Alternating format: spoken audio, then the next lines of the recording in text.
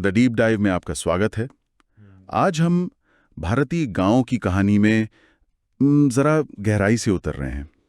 एक ऐसी दुनिया जो अपनी परंपराओं में बंधी हुई थी और फिर कुछ ऐसी ताकतें आईं जिन्होंने उसकी पूरी तस्वीर ही बदल कर रख दी। हमारे हाथ जो स्रोत लगे हैं उनमें से एक में भगवान शिव की एक बड़ी दिलचस्प बात मुझे मिली। उन्हें भोलेनाथ क्यों कहते हैं? क्योंकि वो इतने भोले हैं कि किसी की मंशा समझे बिना ही बस प्रसन्न हो जाते हैं, वरदान दे देते हैं। भस्मासुर वाली कहानी। हाँ, बिल्कुल भस्मासुर की कहानी। एक असुर ने घोर तपस्या की, शिव खुश हो गए और बोले, मांगो, क्या मांगते हो? और उसने वो शक्ति मांग ली कि जिसके सिर पर हाथ रखे वो भस्म हो जाए। तथास्तु, शिव जी ने कह दिया और फिर वही हुआ।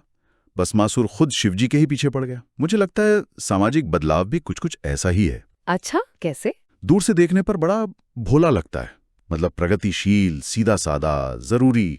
हाँ, ये तो है। लेकिन उसके कुछ ऐसे नतीजे भी हो सकते हैं जिनकी हमने कल्पना भी नहीं की होती, जो कभी कभी विनाशकारी भी साबित हो जाते हैं। एक दिलचस्प नजरिया है। तो आज हम यही समझने की कोशिश करेंगे। हमारे पास ग्रामीण समाजशास्त्र पर एक अकादमिक स्रोत है जिसके जरिए हम पहले उस पारंपरिक गांव की तस्वीर देखेंगे और फिर उन ताकतों को परखेंगे जिन्होंने इसे हमेशा के लिए बदल दिया। तो चलिए सबसे पहले उस दुनिया में चलते हैं। अगर हम इन स्रोतों के आधार पर टाइम ट्रैवल करें तो एक पारंपरिक भारतीय गांव असल में महसूस कैसा होता? सत्ता किसके हाथ में होती थी? ये एक बहुत ही अलग दुनिया थी। सबसे पहले तो परिवार की बात करते हैं। ठीक है। आज हम न्यूक्लियर फैमिली की बात करते हैं, लेकिन तब संयुक्त परिवार यानी जॉइंट फैमिली सिस्टम ही सब कुछ था। और इसे चलाता कौन था? इसे चलाते थे घर के सबसे बुजुर्ग सदस्य, जिन्हें कर्ता कहा जाता था। कर्ता? हाँ, और उनका कहा समझे पत्थर की लकीर होता था। घर का कोई भी फैसला, चाहे वो खेती से जुड़ा हो, शादी ब्याह का हो, पैसों का लेन देन हो, सब कुछ वो फैसला सिर्फ करता ही लेते थे। तो एक तरह की तानाशाही, लेकिन प्यार और सम्मान वाली। कोई उनसे सवाल नहीं कर सकता था? सवाल करना तो बहुत दूर की बात है। उनकी आज्ञा का पालन करना हर सदस्य का धर्म माना जाता था। और ये पूरी व्यवस्था जो थी वो अर्थव्यवस्था से जुड़ी थी। अच्छा। लगभग 70 से 75% आबादी सीधे तौर पर खेती पर निर्भर थी, तो सब एक ही तरह का काम कर रहे थे, जिससे एकरूपता आती थी समाज में। बिल्कुल, एक सामाजिक और सांस्कृतिक एकरूपता। एक ही भाषा, एक जैसे त्योहार, एक जैसे रीति रिवाज, सब एक दूसरे की जिंदगी से बहुत गहराई से जुड़े हुए थे। यहाँ पर एक और दिलचस्प बात का जिक्र है, जनमत, पब्लिक ओपिनियन। आज हम ट्विटर पे ओपिनियन देखते हैं, तब गांव की पंचायत का ओपिनियन ही सब कुछ था, है ना? बिल्कुल, और वो ओपिनियन बहुत ताकतवर था। लोग समाज के राय का सम्मान भी करते थे और उससे सच कहूं तो डरते भी थे। पंच परमेश्वर वाली बात। हाँ, वही, यानी पंचों का फैसला भगवान का फैसला है। अगर किसी ने पंचायत या समाज की बात नहीं मानी तो समझ लीजिए उसकी इज्जत मिट्टी में मिल गई। समाज से बाहर कर दिया जाता था, जो उस जमाने में सबसे बड़ी सजा थी। और इन सब के पीछे धर्म की एक बहुत मजबूत पकड़ थी। धर्म तो जीवन का केंद्र था। फसल बोने से पहले पूजा, घर बनाने से पहले पूजा, हर काम धर्म से जुड़ा था। लेकिन हमें ये भी मानना पड़ेगा कि इसी समाज में बाल विवाह, छुआछूत और दहेज जैसी प्रथाएं भी बहुत गहरी जड़ें जमाए हुई थीं। तो ये एक ऐसी दुनिया थी जो सुरक्षित थी लेकिन साथ ही बहुत बंधी हुई भी थी। तो ये थी तस्वीर, काफी हद तक आत्मनिर्भर, अपनी परंपराओं में जकड़ा हुआ एक समाज।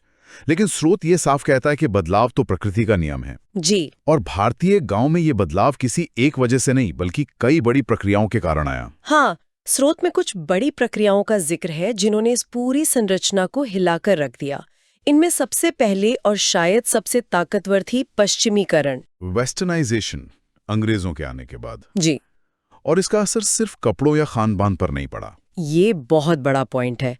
हम अक्सर पश्चिमीकरण को जीन्स और बर्गर तक ही सीमित कर देते हैं, जबकि इसका असली असर तो समाज की सोच पर हुआ। बिल्कुल।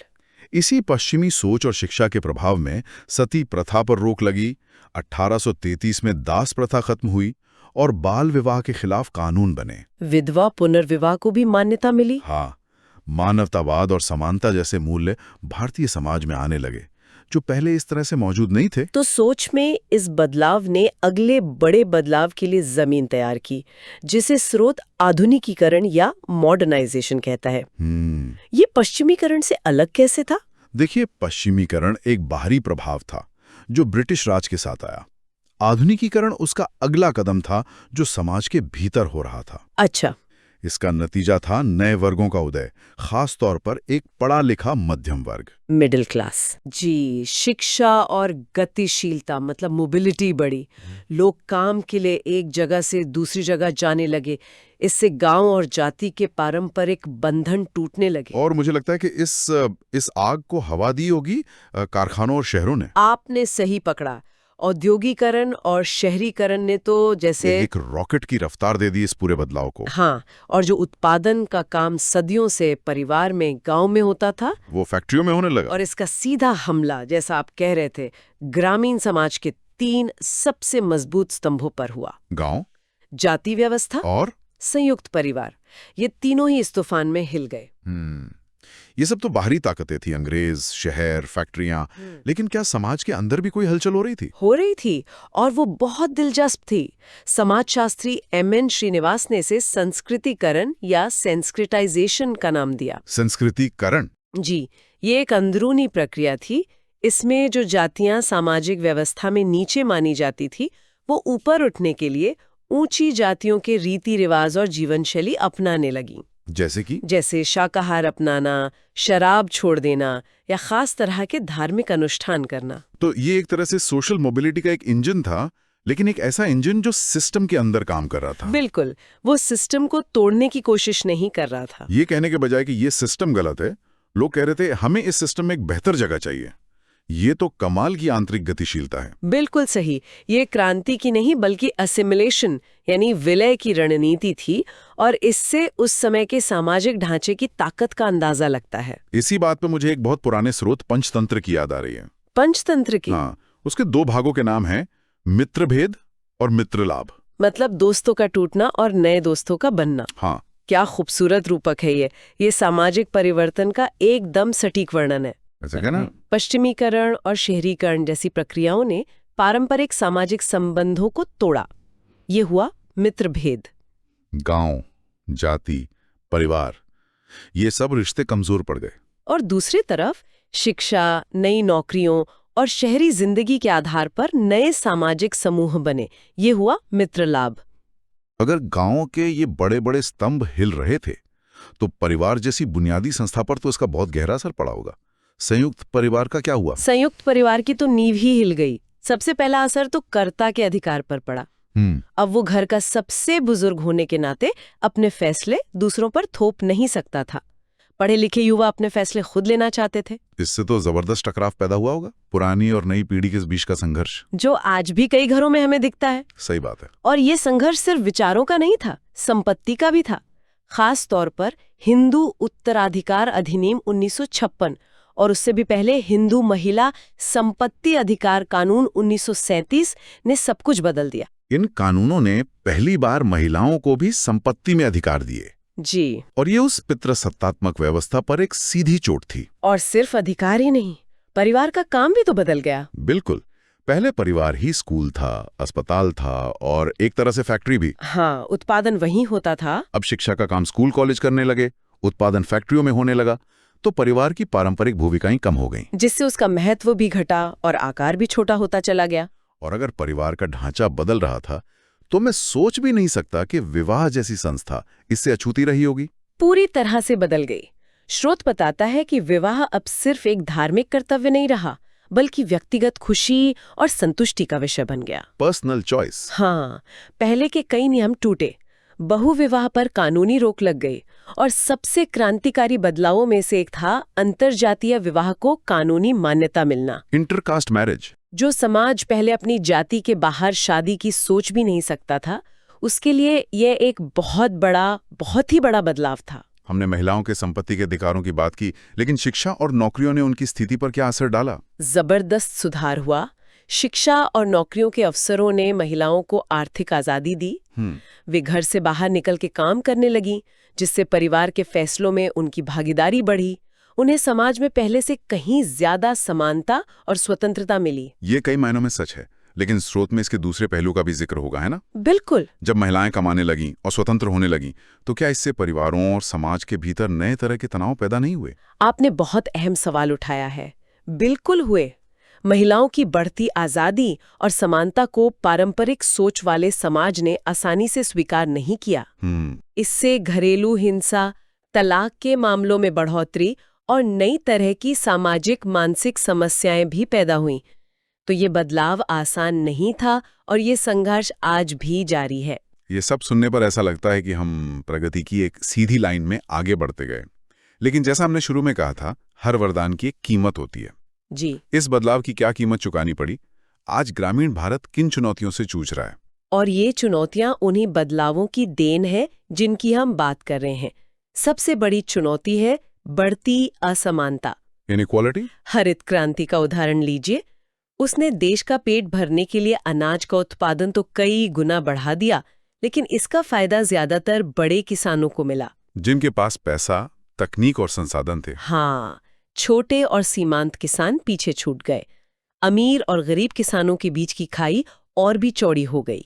ये तो अनपेक्षित परिणामों का एक क्लासिक उदाहरण है। हाँ। एक नीति जो देश का पेट भरने के लिए बनाई गई, उसने समाज के अंदर अमीर और गरीब का फासला और बढ़ा दिया। हाँ, दूसरी बड़ी और भयानक समस्या है ग्रामीण ऋणग्रस्तता। किसानों पर कर्ज का बोझ।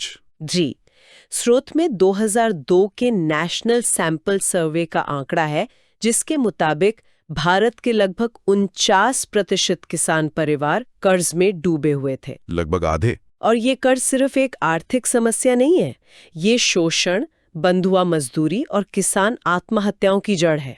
इसके अलावा शिक्षा में भी एक बड़ा असंतुलन दिखता है। हाँ, 2001 की जनगणना के आंकड़े बताते हैं कि पुरुषों में साक्षरता 75.3% थी, जबकि महिलाओं में सिर्फ 53%। इतना बड़ा अंतर? ये लैंगिक असमानता विकास में एक बहुत बड़ी रुकावट है, क्योंकि जब तक आधी आबादी पीछे छूटेगी, तब तक कोई भी समाज सही मायनों में आगे नहीं बढ़ सकता। और आज के दौर में एक नई तरह की खाई पैदा हो गई है, डिजिटल डिवाइड। इसे ऐसे समझिए, पंजाब का एक किसान अपने स्मार्टफोन पर दिल्ली की मंडी के भाव देख सकता है और तय कर सकता है कि अपनी फसल कब बेचनी है। बिल्कुल, लेकिन एक दूर दराज के गांव का किसान जहां अच्छा इंटरनेट नहीं है, वो ये नहीं कर सकता। वो स्थानीय बिचौलिए की दया पर निर्भर है।